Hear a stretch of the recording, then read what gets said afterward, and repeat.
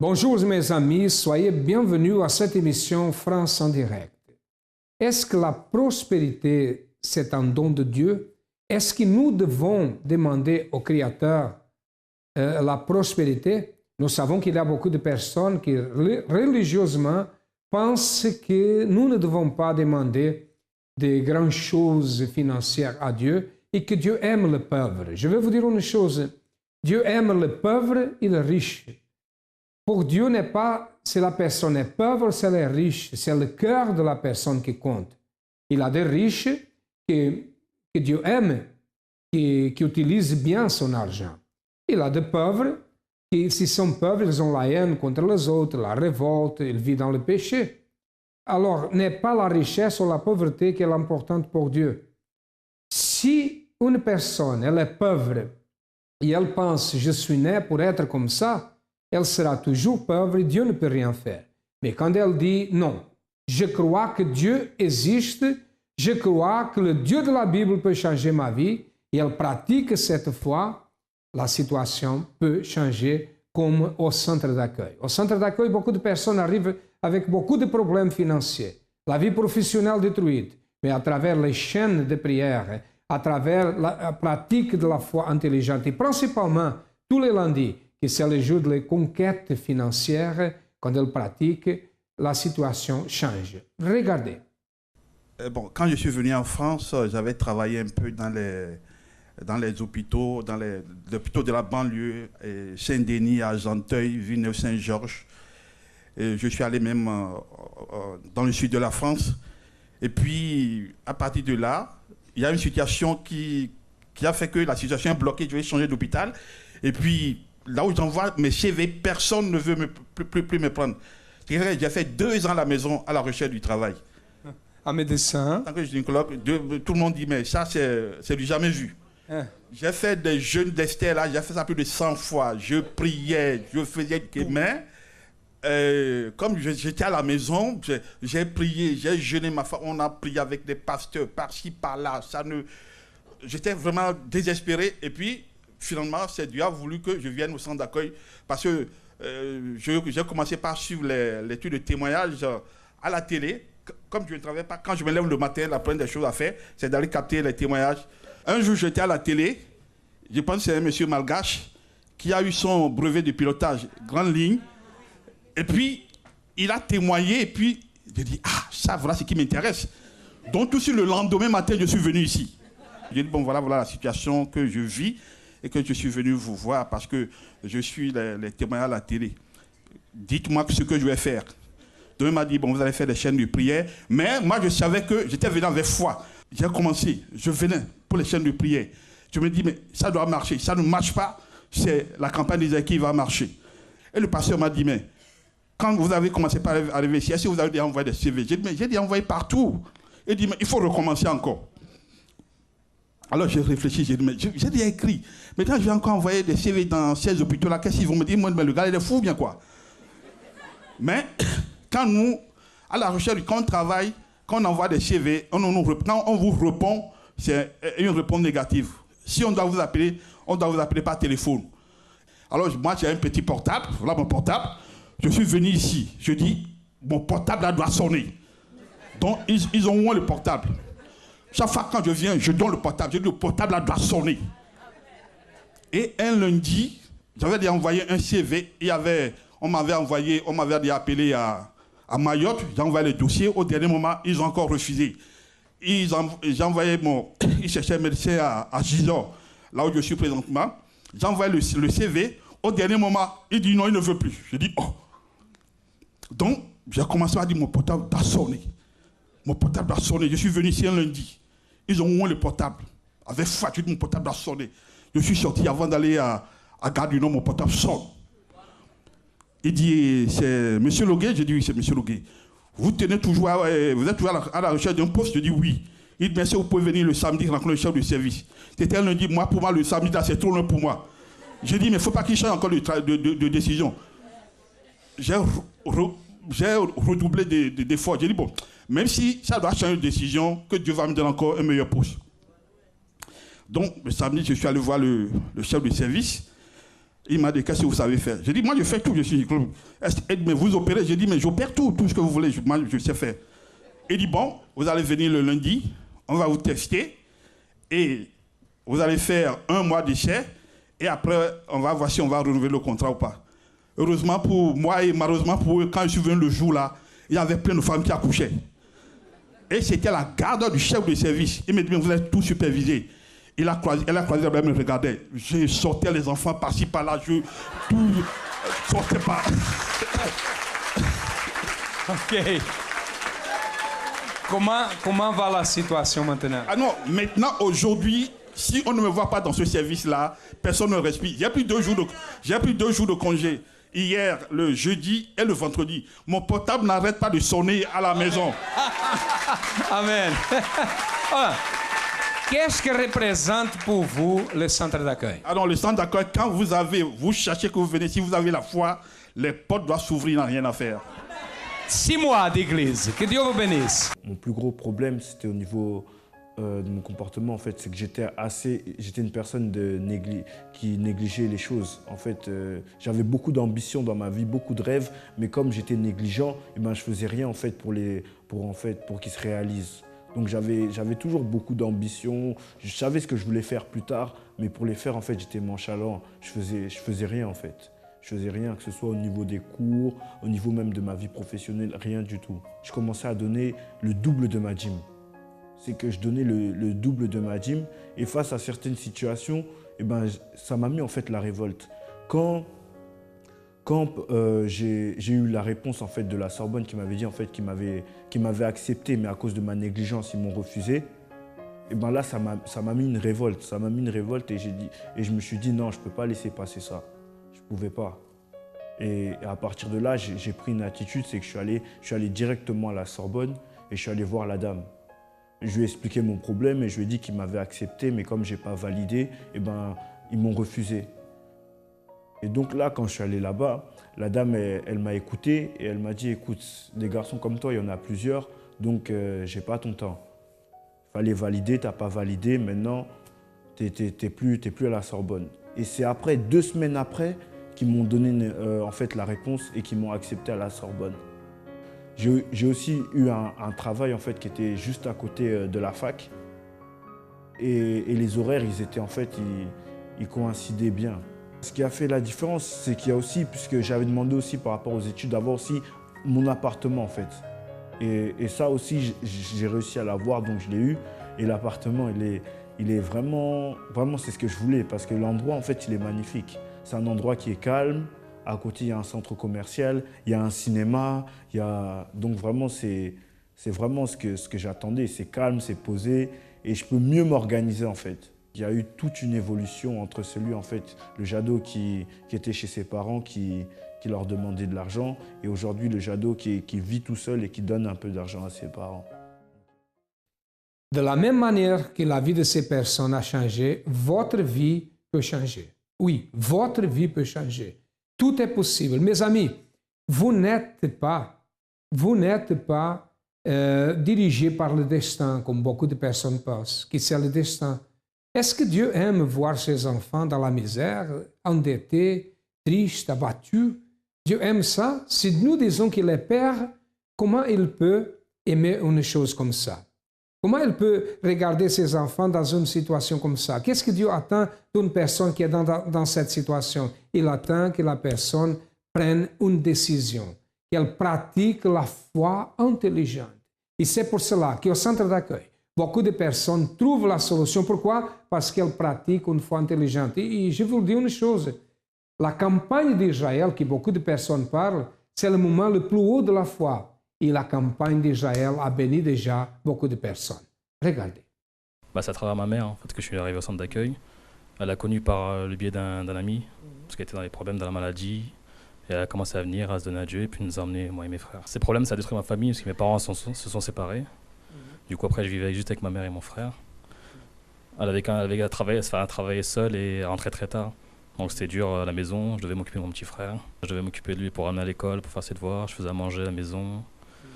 M'occuper de la maison parce que ma mère elle partait très tôt et rentrait très tard. En fait, je voyais ma mère qui luttait. Moi, je me disais qu'il fallait que je lutte aussi. Et mon frère à côté, donc j'ai essayé de faire le mieux que je pouvais.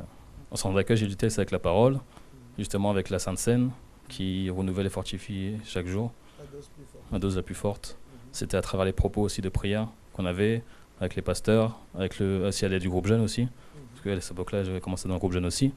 On recevait des paroles pour nous fortifier, pour nous donner le courage pour avancer. Ça a ouvert mes yeux. J'ai vu que je pouvais m'en sortir, que je pouvais construire quelque chose avec l'aide de Dieu, en me livrant vraiment à lui, en me donnant vraiment à lui. Parce qu'au jour à jour, on voyait à travers la prière, on voyait des changements dans une situation. La situation de ma mère a déjà changé, elle avait un meilleur travail, des meilleurs horaires. Moi, avec mon frère, on commençait à s'en sortir un peu mieux à l'école. Et je parle de ça à l'époque, j'avais 11-12 ans. 11-12 ans.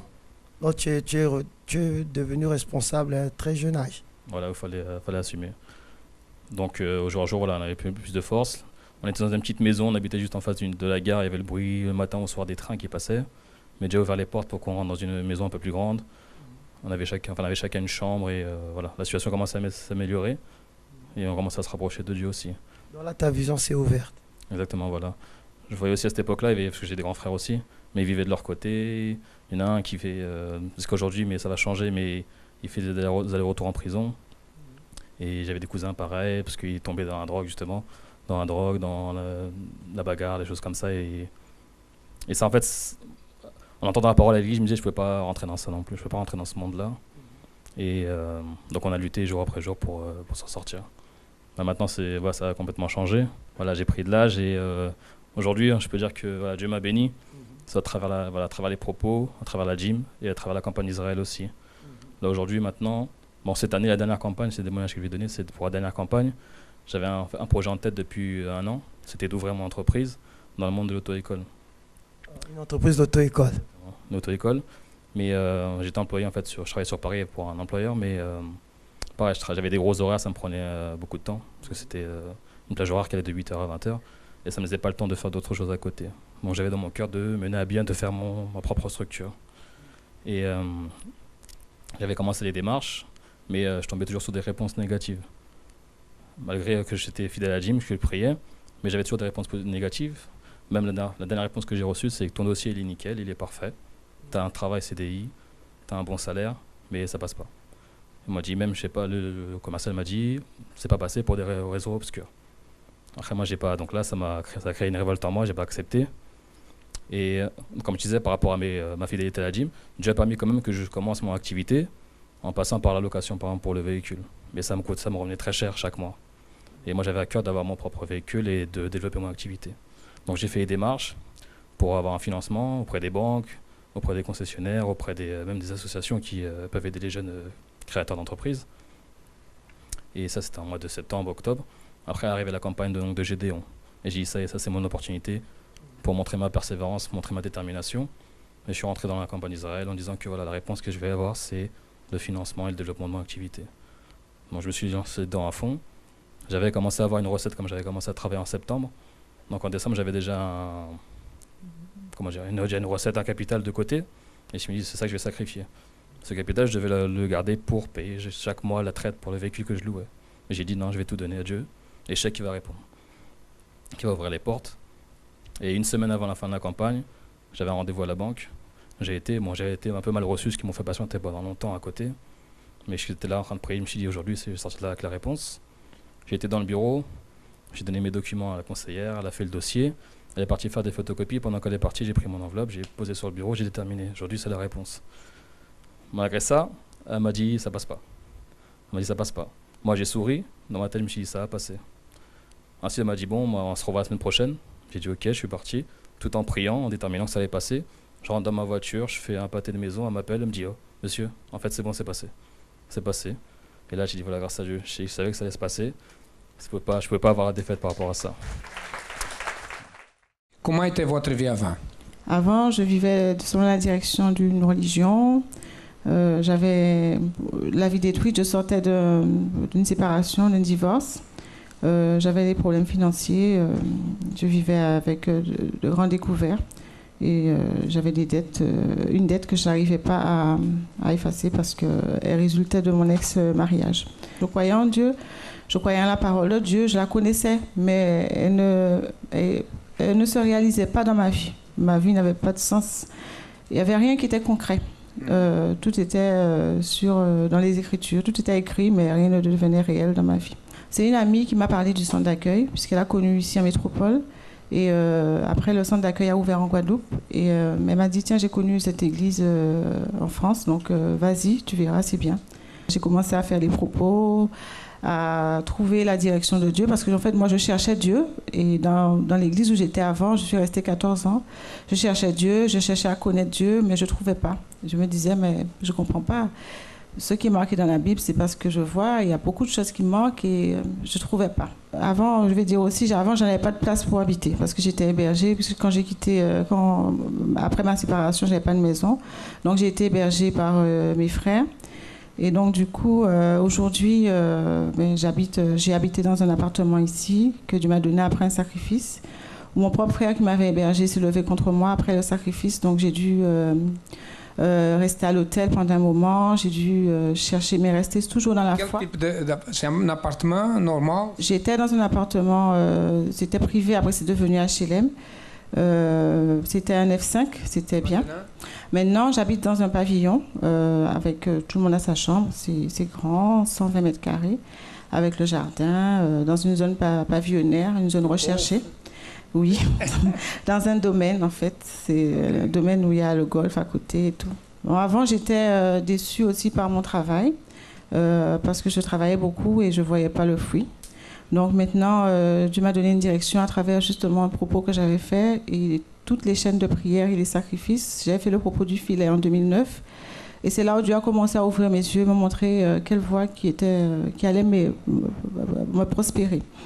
Donc, je me suis installée à mon compte. Donc, je travaillais à mon compte. J'ai travaillé à mon compte pendant 2 ans. Après, j'ai créé une autre entreprise pour faire la prestation de services aux personnes de la même catégorie que moi. Et j'ai aussi créé une entreprise pour faire, comment dire ça, pour la prestation de culinaire à domicile. Donc, je cuisine aussi à domicile. Vous avez une entreprise? Oui. Donc ça fait 3 que Dieu a permis que je fasse. C'est prospère? Oui, c'est prospère. C'est prospère. C'est à travers ma prospérité que Dieu me donne, ouvre toutes les portes parce que sinon, vous savez, on a besoin de Dieu. Le plus important, c'est Dieu, c'est le Saint-Esprit. Mais dans ce monde-là, on peut rien faire sans l'argent. Donc Dieu m'a prospéré beaucoup. Il a permis que je gagne 4 fois plus que ce que je gagnais auparavant. Et ça continue, donc l'entreprise de prestation continue à se développer. Et donc ça continue encore et je suis toujours en train de... La dette? La dette, je n'entends plus parler, c'est fini. J'ai été fichée à la Banque de France et même avant qu'on n'entende plus parler de cette dette, le fichage avait été levé parce que j'avais confié en Dieu, j'avais déterminé comme ça parce que je ne pouvais pas rester comme ça dans cette situation. Qu'est-ce que vous avez fait pour obtenir ça?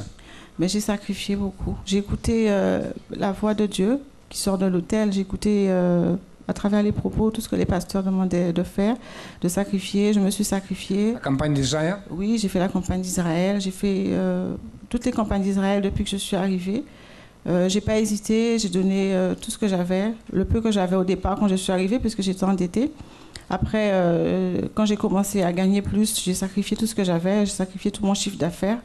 Après, Dieu a permis que j'achète des voitures. J'ai encore sacrifié les voitures. Aujourd'hui, j'ai encore de nouvelles voitures. Et Dieu...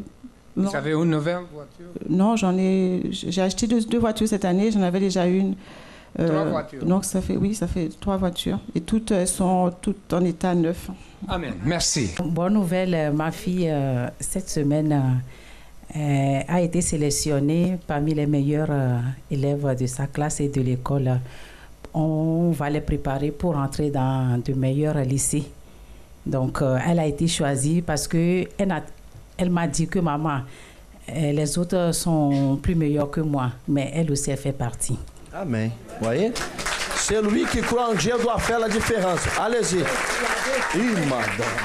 Et deuxième, c'est hier ma nièce qui m'a appelée au pays que finalement on l'a embauchée après 3 ans de stage pratique. Depuis 3 ans, elle est dans l'entreprise ou bien dans la compagnie. C'est moi-même qui, quand j'étais partie, Et bon, c'est là où j'avais fait mon stage pratique. Donc, je dis, bon, comme elle n'a pas de travail, j'ai vu le monsieur dire, est-ce que c'est possible? Elle m'a dit, bon... Dieu béni. Donc, on l'a pris comme stagiaire et elle est là pendant 3 ans. Dieu vous bénisse. Bonne nouvelle. Allez-y. Venez ici. Qu'est-ce que Dieu a fait? Bonne nouvelle. En fait, moi, j'allais, comment dire ça, à la conduite. Et là, Qui fait la conduite ici, le code? Qui fait ici? C'est facile, non? Et du coup, j'ai fait 7 mois et j'ai dit, bon, ben, il me faut une date. Et la dame, elle n'avait pas de date. Et bon, elle a trouvé une date pour moi. Et le jour qu'elle m'a donné la date, je suis parti prier à l'auto-école, là où je vais faire l'examen. Et après, ben, j'ai fait des prières 2 fois à 3 h du matin. Et après, je suis venu vous voir et vous avez fait une prière pour moi. Et je suis parti mardi à l'examen. Et le jeudi, on m'a dit que j'avais l'examen du premier coup. Amen. Allez-y, bonne nouvelle. Chaque lundi, au centre d'accueil, assistez à notre congrès financier à partir de 7h, 10h, midi, 15h, 18h30 en portugais et 20h. Dans tous nos centres d'accueil, le congrès financier donne accès à des orientations pratiques à toute personne affrontant des problèmes économiques ou administratifs. Retrouvez toutes nos informations sur nos différents supports de communication. Notre siège national se situe au 254 rue du Faubourg Saint-Martin, Paris 10e. La ligne AMI 24 heures au 01 53 35 85 12 et notre site internet www.centredaccueil.net. Centre d'accueil, votre réalisation et notre satisfaction. Les portes du centre d'accueil sont ouvertes du matin au soir. Il y a une équipe d'hommes et de femmes volontaires qui sont là pour vous aider, pour vous diriger. Si vous êtes quelqu'un qui vous vivez dans l'échec, n'est pas seulement dans la vie financière, dans tous les aspects, malade, si vous êtes malade, vous avez une maladie que les médecins ne trouvent pas la solution, parce que quand je parle de maladie, qu'est-ce qu'on doit faire quand on est malade? Chercher un médecin, aller chez le médecin. Mais nous savons qu'il y a certaines choses que ni la médecine, ni les médecins peuvent faire. La science est limitée comme nous sommes limités. Mais je vous dire une chose, Dieu n'est pas limité. Il n'a pas de limite par la foi. Regardez. Qu'est-ce que Dieu a fait dans votre vie? Beaucoup de choses. Il a fait beaucoup de choses. Bon, mais pour ma vie financière, je travaillais dans... J'avais des patrons, j'avais des papiers, mais franchement, je n'avais pas un salaire. J'avais un salaire de misère. Un salaire de misère et je peux dire moi je croyais que j'avais tout, mais franchement je n'avais rien jusqu'au... Elle avait le papier, n'est-ce pas? Oui. Le papier, elle avait toutes les conditions, mais elle avait un salaire de misère. 1 000 euros. J'avais 1 000 euros brut. Donc le net, on peut calculer le net. Mais j'avais des papiers. Et je travaillais, je faisais vraiment tout. Et je gagnais 1 000 euros. Jusqu'au jour où, ici, ça a commencé un vendredi, où on a fait un propos. C'est là où ma révolte a commencé, en fait. Donc, je me sentais... Moi, je croyais que j'avais tout, mais en fait, je n'avais rien. Donc, je me sentais dans une cage. Avant d'arriver au centre d'accueil, vous croyez en Dieu? Oui, je croyais en Dieu. Vous aviez une religion? Oui, je suis née protestante, donc j'étais dans la religion protestante. Vous êtes née pratiquement dans la religion protestante? Oui. Protestante ou non protestante n'intéresse. Une autre dénomination n'est pas une critique. La situation n'est pas la religion, n'est pas l'Église. C'est qu'elle croyait en Dieu, elle acceptait la situation, elle avait le problème, elle ne savait pas comment agir. Alors, j'ai fait ce propos et après ce propos, le pasteur il a dit, maintenant, c'est la bénédiction double. Donc, la personne qui veut, qui croit, fait. C'est lui qui ne croit pas, ne fait pas. J'étais assise quelque part là. Je dis, mais là, c'est mon opportunité là. Je voudrais vraiment avoir un salaire double. Et du coup, j'ai refait le propos de la bénédiction double. Et le travail que je faisais est fini. Et j'ai trouvé, au même moment, j'ai trouvé un autre travail et mon salaire a été triplé. Un autre salaire, comment? Triplé? Triplé le salaire. Le pasteur dit une bénédiction double. Oui. Qui le pasteur s'est trompé. C'est triple, c'est ça? C'est pas double, c'est triple, c'est triplé. Oui, le salaire a été triplé. Parce que vous êtes révolté. Oui, je m'étais vraiment révolté. Amen, merci. Lundi, jour de conquête financière. Si vous souhaitez apprendre à devenir un professionnel à succès, à mener votre entreprise au sommet, si vous avez des cas d'injustice ou des blocages administratifs, 7h, 10h, midi, 15h et tout spécialement 20h sont les nombreux horaires auxquels vous pourrez participer et bénéficier d'enseignements pratiques et intelligents au Centre d'accueil de Paris, 254 rue du Faubourg Saint-Martin, 75 010 Paris ou dans le centre d'accueil le plus proche de chez vous. Découvrez lequel en appelant notre ligne amie 24h ou sur centredaccueil.net. Centre d'accueil, votre réalisation et notre satisfaction. Si vous avez besoin de notre aide, nous sommes là pour vous aider. Nous sommes situés au 254 de la rue du Faubourg Saint-Martin, au 10e, à Paris. Et nous avons d'autres centres d'accueil dans toute la France. Appelez-nous à travers le numéro de téléphone. Cherchez le centre d'accueil le plus proche, et des adresses qui ont passé et passent dans votre ordinateur, votre téléviseur. Et cherchez le plus proche et certainement vous allez trouver la bonne voie. Nous sommes là pour vous aider. À demain et que Dieu vous bénisse à tous abondamment.